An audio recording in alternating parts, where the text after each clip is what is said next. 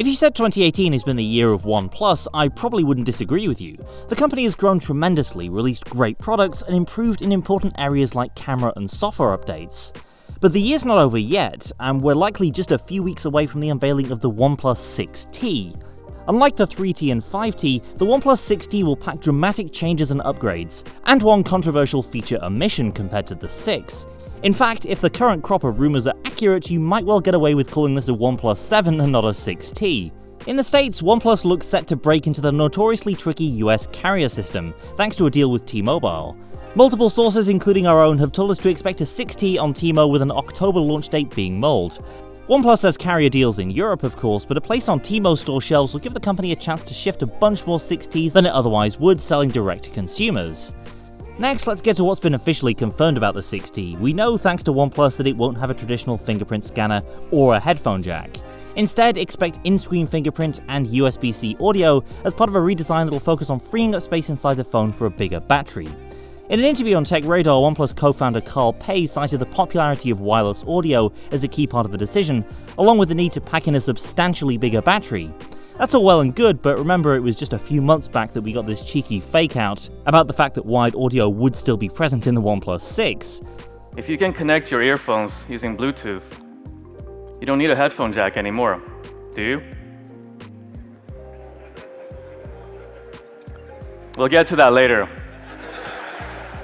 As for the fingerprint scanner, that could go either way. Lots of phones, mainly in China, have shipped with in-screen fingerprint this year. All of them have been slower than the capacitive scanners most of us are used to. Some of them have been okay, others have been straight up garbage. In any case, at least we'll have OnePlus's proven face unlock technology as a backup. As we dig deeper, it's time to start dealing in the murky world of rumours, leaks, and speculation. Our first major clues about the OnePlus 6T's design come from this packaging leak out of China. The 6T logo is clearly shown, as is the cutout of a large phone with slim bezels and a tiny teardrop-shaped notch, way smaller than the OnePlus 6's screen cutout. The handles of OnePlus fans are also printed inside this box, suggesting maybe this is some sort of limited edition packaging. Leaving aside a few dubious storefront listings, there's good reason to expect the 6T to have a bigger screen than the 6 and to change up the camera setup as well. That's because the template for the OnePlus 6T has already been announced. The Oppo R17 Pro is expected to share many of the characteristics of the 6T because OnePlus and Oppo share a common parent company, and the former gets to use the latter's components and manufacturing capacity. For that reason, past generations of OnePlus phones have been very similar to Oppo's R-series phones in some areas. So take a look at the Oppo R17 Pro. Familiar teardrop notch up top, in-screen fingerprint scanner, and no headphone jack.